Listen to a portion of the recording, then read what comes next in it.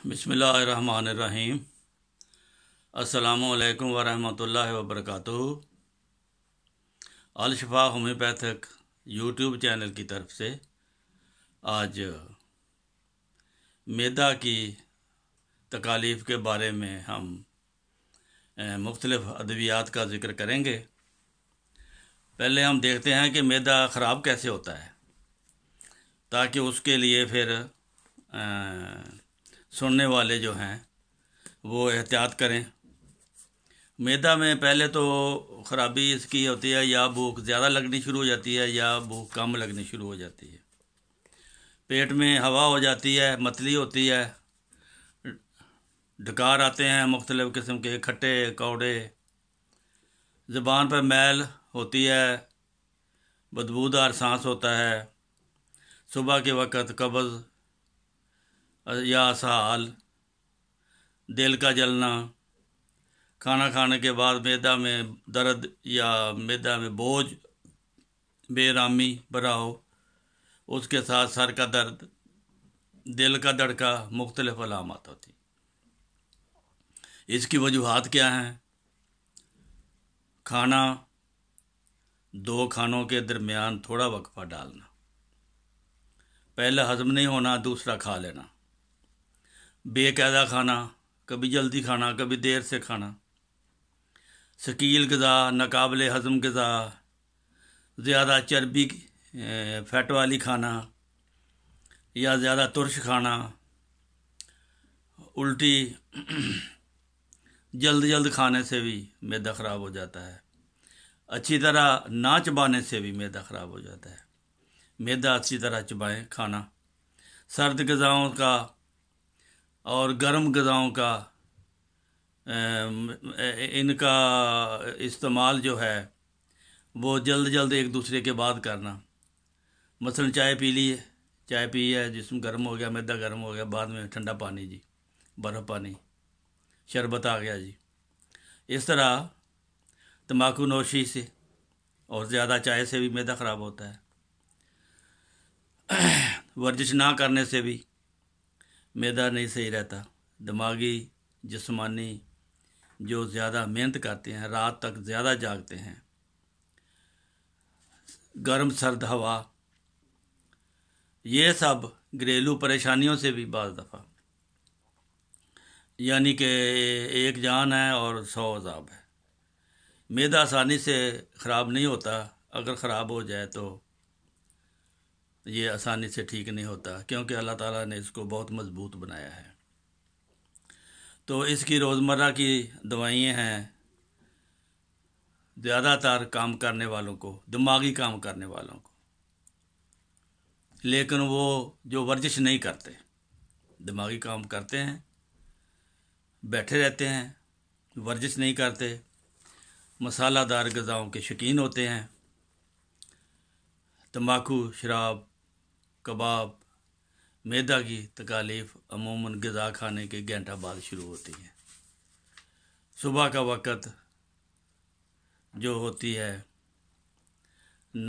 सुबह के वक़्त तकलीफ़ जो होती है नक्सवामिका में, ये नक्सवामिका का ज़िक्र है कि ऐसे लोग जो दिमागी और मेहनत करते हैं लेकिन वर्जिश नहीं करते, बैठे रहते हैं, उनको मैदा की तकलीफ़ हो जाती है। इसका वक़्त अमूमन सुबह के वक़्त ख़राबी होता है, मरीज़ चिड़चिड़ा हो जाता है, पखाना की बार बार नाकाम हाजत होती है। अगर ऐसी सूरत हो तो नक्सवामिका। दूसरी दवाई है कार्बोवेज, कार्बोवेजी टैबलेट्स इसका पूरा नाम है। इस बदहज़मी में बदबू होती है, बदबूदार डकार आते हैं, बदबूदार हवा खारिज होती है, नाक नहीं दी जा सकती, इतनी बदबू होती है। ग़िज़ा से मैदा भरा भरा मालूम होता है, मैदा में आग जलने लगती है, रिया का दबाव मैदा की ऊपर की तरफ होता है, दमकशी होती है, दिल की तकलीफ़ होती है, बूढ़े आदमियों में ये ज़्यादा होती है, मैदा में नफ़क़ और जलन पाया जाता है। ये मैदा के लिए आजकल के ख़ास तौर पर मसाले के दौर में जो मुख्तलिफ़ ग़िज़ाएँ खाई जाती हैं उसमें कार्बोवेज की बहुत अलामत पाई जाती हैं। चाइना है। इसके बाद चाइना जो है वो कमज़ोर मैदे की दवाई है।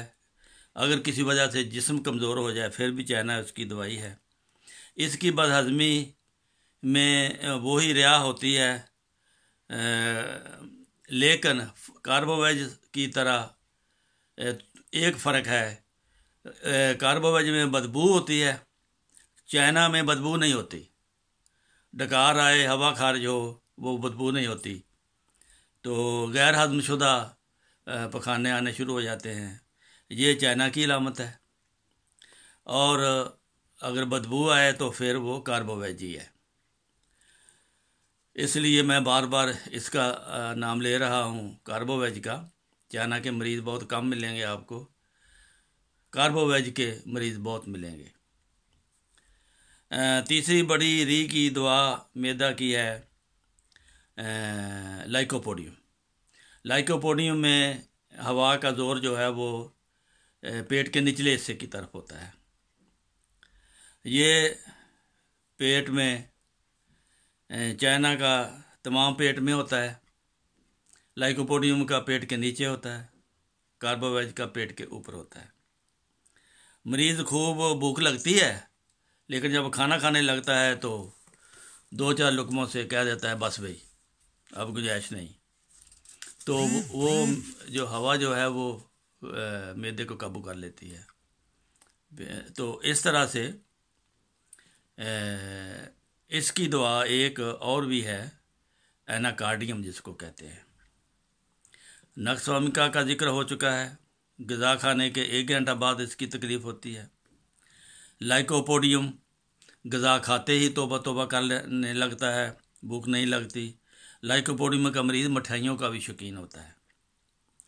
तो इसी तरह एनाकार्डियम में अंदाज़न 3-4 घंटे बाद तकलीफ़ शुरू होती है। अगर खाना खाने के 3-4 घंटे बाद हो तो वो एनाकार्डियम दवाई है। अगर 1 घंटा बाद हो तो वो नक्सवामिका है। अगर खाते ही हो जाए तो उसकी दवाई है फिर लाइकोपोडियम। ये थोड़ा फ़र्क मैं इसलिए बता रहा हूँ कि आपको याद रहे। फिर इसके बाद सल्फ़र आती है। सल्फ़र में हमेशा जलन होती है, हाथ पाँव में जलन होती है, मैदे में जलन होती है, सर की चोटी में जलन होती है। ऐसी हालत में मैदा जो है जलन से खाली नहीं होता, मरीज़ ज़्यादा पानी पीता है और रोटी कम खाता है। फिर फास्फोरस है, ये भी मैदा की दवाई है। ठंडे पानी की इसमें शदीद ख़ारिश होती है। ठंडा पानी अक्सर मैदा में गर्म हो जाए तो कैवी आ जाती है।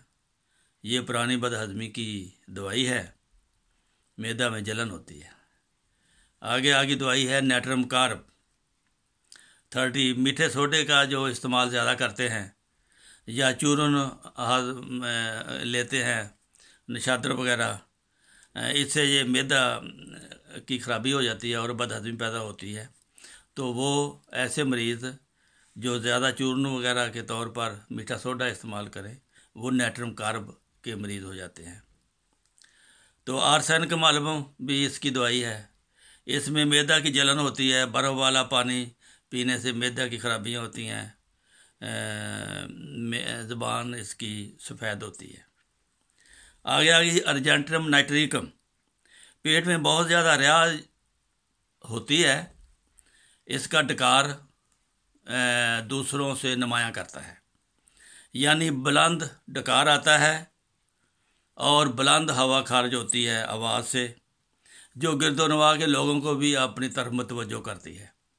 अगर ऐसा मरीज़ आपके पास आए तो अर्जेंटिनम नाइट्रिकम उसको दे दें तो लोगों की तवज्जो कम होगी।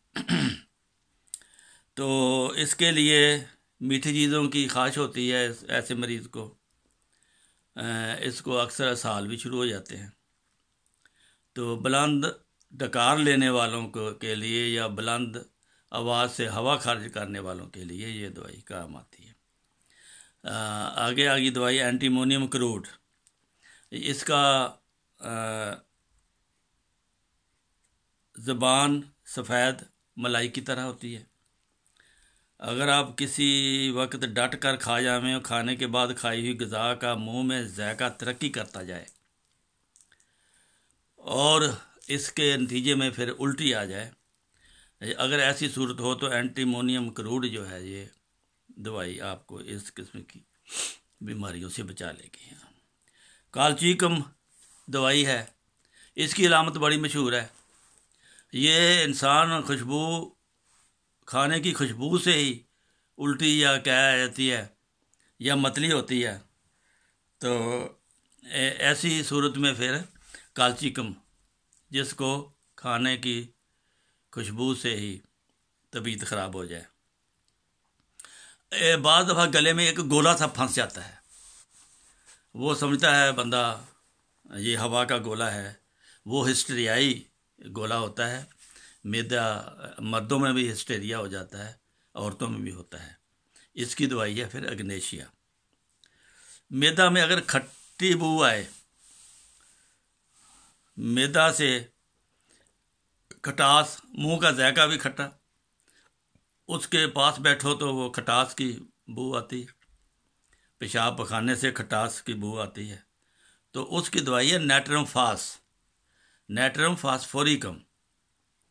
सैना, पेट के कीड़े जो चुनूने होते हैं छोटे, उसके लिए सैना।